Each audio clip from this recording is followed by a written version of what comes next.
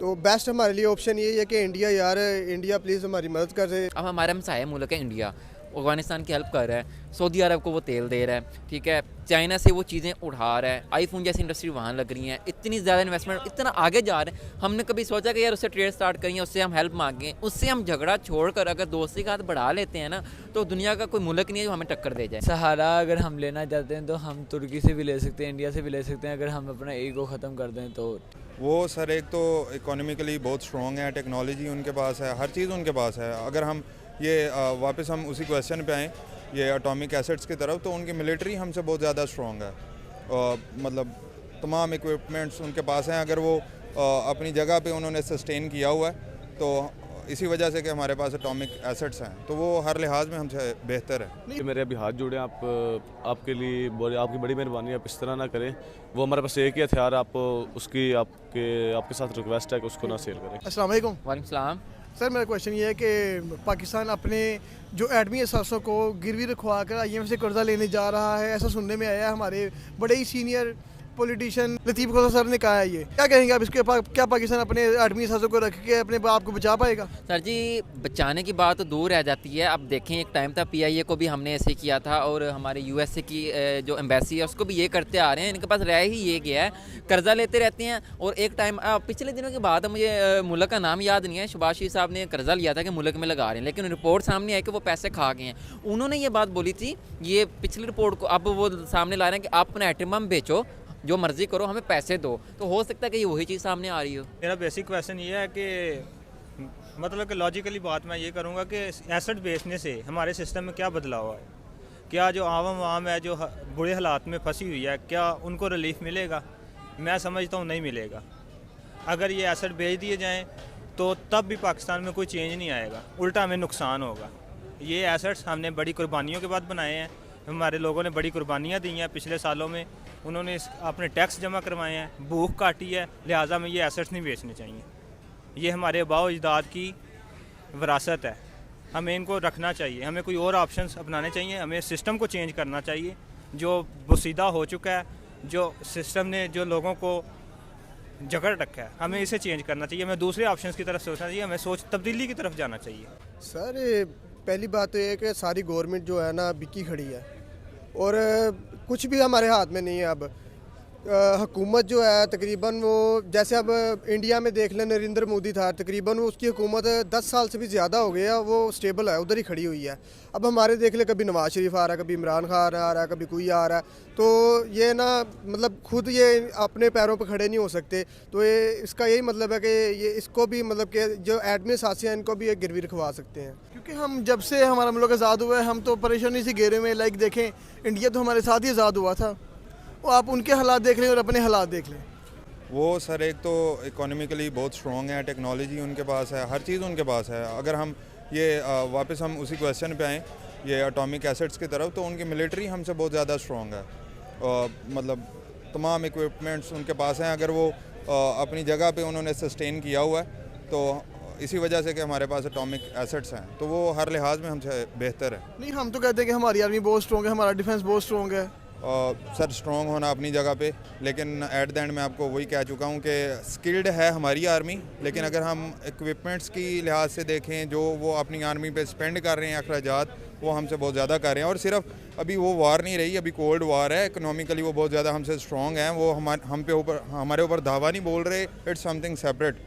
लेकिन अगर हम ये कहेंगे हम उनसे बेहतर हैं, तो ये बात गलत है। मैं डिस्करेज नहीं कर रहा, मैं ग्राउंड रियलिटी बता रहा हूँ। अगर बात करें, जैसे यहाँ पे देख लें, कुछ अक्सर लोग ये भी कहते हैं कि यार हमारा पाकिस्तान में जितना तंग है, कोई अंग्रेज़ मुल्क ही हमें अपने ऊपर ले ले। तो आपको लगता है क्या अगर कोई हमारे मुल्क के ऊपर आके कोई हुक्मरानी कर सकता है, कोई अमीर मुल्क हो गया? वो अगर मतलब लोगों की ख्वाहिश है कि इस तरह हो, तो होने को हो सकता है, लेकिन ये है कि हम पहले भी इस फेज से गुजर चुके हैं। ब्रिटिश ने हमारे ऊपर जो है हुकूमत की है, लेकिन वो जो दौर था वो बहुत क्रिटिकल था, लोगों ने कुर्बानियाँ दे के आज़ादी ली है। जो मेन चीज़ है वो आज़ादी है। हम अभी इस देखें यहाँ पे फिर रहे हैं, घूम फिर रहे हैं, कोई हमें पूछ नहीं रहा, इजी सीन है, सिक्योरिटी प्रूफ हर चीज़। लेकिन वजह यही है कि हम एक आज़ाद रियासत में हैं और हम आज़ादी से फिर, अगर कोई हमारे ऊपर जो है ना हुक्मरानी करता है, तो हम बस गुलाम होंगे वहाँ पे। तो हम दोबारा वही 100 साल की जो जदोजहद है वो सब कुछ उससे हम जो है ना दोबारा गुजरेंगे। आपके सर मैं ये कहना चाहूँगा कि हम फिज़िकल जो है ना वो आज़ाद है, ठीक है, फिज़िकल हम आज़ाद हैं, मेंटली हम आज़ाद नहीं हैं, हम सोच नहीं सकते आज़ादाना। और ये जहाँ तक एसेट्स बेचने की बात है, इसका एक और भी हल है जो हम कर सकते हैं। हमें एक ऐसा लीडर चाहिए जो हमें सोच दे। अगर 100 में से 50% लोगों की सोच एक होगी तो तब्दीली आ जाएगी। हम सब कुछ कर सकते हैं। हमारी सोच एक नहीं है, हमारी राय एक नहीं है, जिसकी वजह से मुल्क इधर तक पहुंचा है। और ये क्यों नहीं है, इसकी क्या रीज़न्स हैं, हमें फैक्ट ढूंढने चाहिए, हमें इसकी पेचीदगी तक जाना चाहिए कि क्या वजह है। 1947 से लेकर अभी तक हमें देखना चाहिए कि कौन से अनासिर हैं जिन्होंने हमें सोच नहीं दी, हमें हमारे में शौर बेदार नहीं किया। हमें इनके ऊपर सोचना चाहिए। हमें टीवी शोज़ में ये चलाना चाहिए। टीवी शोज़ में क्या चलता है, सिर्फ सियासत चलती है। अपनी अपनी कुर्सी की सियासत बचाने के लिए उधर शो करवाते हैं। कभी किसी ने नहीं बताया कि अवाम में शौर कैसा पैदा किया जाए, इन्हें बेसिक हकाइक कैसे बताए जाएँ, इन्हें ग्राउंड रियलिटीज़ कैसे बताई जाएँ ताकि अवाम को पता चले। तो हमें एसेट्स बेचने की ज़रूरत नहीं है। जब अवाम एक शौरी तौर पर बेदार हो जाती है तो वो अरूज की तरफ चल पड़ती है। तो ये क्या आपको लगता है कि इंडियन ज़्यादा हमसे ज़्यादा उनके अंदर शऊर है? क्या आपको लगता है? जो इंडिया के लीडर्स हैं ना, इंडिया के लीडर्स हैं वो उन्होंने एक अपना माइंडसेट बनाया हुआ है, ठीक है ना। आई थिंक इंडिया का एक लीडर है, उसने कहा था कि हम कर्जा कभी नहीं लेंगे। उन्होंने कर्जा लेना बंद कर दिया था। उन्होंने अपनी कौम में खुददारी पैदा करनी शुरू कर दी थी कि हमने लेकर नहीं, हमने खुद बनाना है सारा कुछ। और आज वो 5वीं पावर है दुनिया की। यही वजह है कि उन्होंने लोगों के अंदर शऊर पैदा किया, खुद काम करना है, हमने खुद कमाना है, हमने बाहर नहीं जाना। ऐड करूँगा, सॉरी काशिफ, सीन ये है कि इंडिया जो है ना, इंडिया की पॉलिटिकल स्टेबिलिटी बहुत ज़्यादा है। वो अपनी मिलिट्री को जो उनके पर्सनल और इंटरनल अफेयर्स हैं उनमें स्टेप इन नहीं करने देते। उन्हें कहते हैं कि these are your limits and there you have to stay, और ये बाउंड्रीज़ हैं, इनके अंदर आप रहेंगे और इनसे बाहर आप जो है ना नहीं निकलेंगे। हम हर जगह पे अपनी मिलिट्री को जो है ना वो इन्वॉल्व करते हैं पहले for the sake of help, ठीक है। जिस तरह की ईस्ट इंडिया कंपनी आई और whatsoever, for the sake of help उन्हें इन्वॉल्व करते हैं। उसके बाद वो जो है ना हर चीज़ को जब ऑक्यूपाई कर लेते हैं और फिर हम कहते हैं कि जी फौज बुरी और ये और वो। पहले हम उन्हें वो लूप होल देते हैं कि वो आएँ और वो हर चीज़ के ऊपर जो है ना वो अपना जो है ना वो जिस तरह का भी उनका रवैया है उसको उसके ऊपर करें। मतलब एक चीज़ हमने नोटिस किया है कि इंडिया की जो यूथ है वो बहुत ज़्यादा इंस्पायर्ड है। मतलब कि वो अगर आप गूगल की हायरिंग रेट देखें तो इंडिया से सिलेक्ट हुए थे तकरीबन 510 के करीब, और पाकिस्तान से सिर्फ 4 या 5 लोग सिलेक्ट हुए थे गूगल में। तो ये कि उनकी यूथ को कोई जगाने की ज़रूरत नहीं, वो ऑलरेडी इस चीज़ को समझते हैं कि अगर हम लोग मेहनत करेंगे तो तभी हमारा कंट्री आगे बढ़ेगा। तो हमारी यूथ जो है वो बहुत ज़्यादा इस मामले में अभी पीछे है, टेक्नोलॉजी के मामले में भी, और ये टाइम वेस्टिंग वगैरह ये चीज़ें ज़्यादा है हमारे अंदर। और जो यूरोप है, यूरोप के हालात पहले हमसे भी बुरे थे। मतलब उन्होंने जितनी बड़ी बड़ी जंगें लड़ी हैं, World War II लड़ी है, जर्मनी उसमें पूरी तरह तबाह हो चुका था। और आज जर्मनी 3रे नंबर पर उनकी, 4th नंबर पर उनकी इकॉनमी है। तो ये है कि उन्होंने खुद मेहनत की है, उन्होंने हमसे भी बुरे हालात से वो ऊपर आए हैं।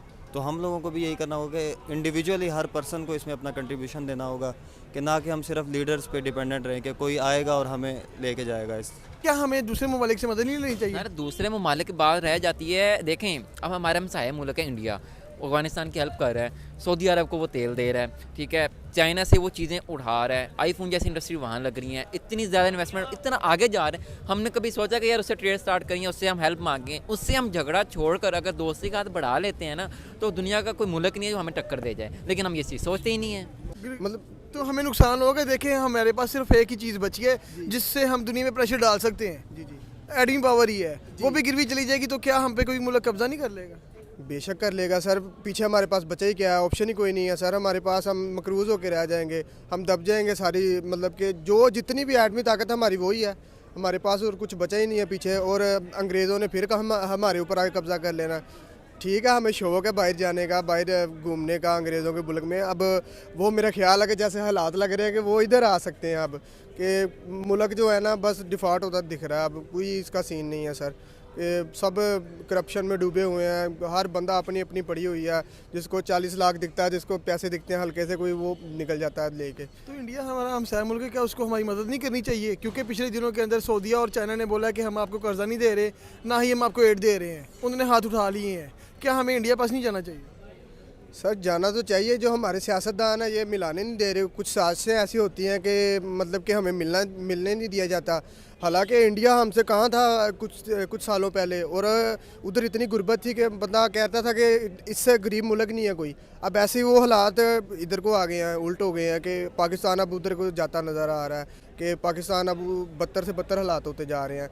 इंडिया से हमें यार कॉम्प्रोमाइज़ करना चाहिए, वो मतलब बेस्ट चॉइस है हमारे लिए। अब मतलब ये है कि लोग कहते हैं जी इंडिया ये है फलां फलां फलां, यार वो बेस्ट ऑप्शन है हमारे लिए इस टाइम ना। तो बेस्ट हमारे लिए ऑप्शन ये है कि इंडिया, यार इंडिया प्लीज़ हमारी मदद कर दे। सहारा अगर हम लेना चाहते हैं तो हम तुर्की से भी ले सकते हैं, इंडिया से भी ले सकते हैं, अगर हम अपना ईगो ख़त्म कर दें तो ठीक है। तो इस लिहाज से फिर हमें यार वो भी हमारा हमसाया मुल्क है। हालांकि हम हमसाया मुल्क से नहीं ले रहे मदद, हम दूसरे ममालिक से ले रहे हैं जो हमसे बहुत दूर हैं, ठीक है, जिनका इतना सफ़र करके जाना है, ठीक है, तो उनसे मदद लो, ठीक है, वो दें। और उन्होंने कहा कि आप अपना ये चीज़ हमारे पास रखवाएं गिरवी, तो फिर आपको हम देंगे। तो इस लिहाज से फिर आप खुद देख लें।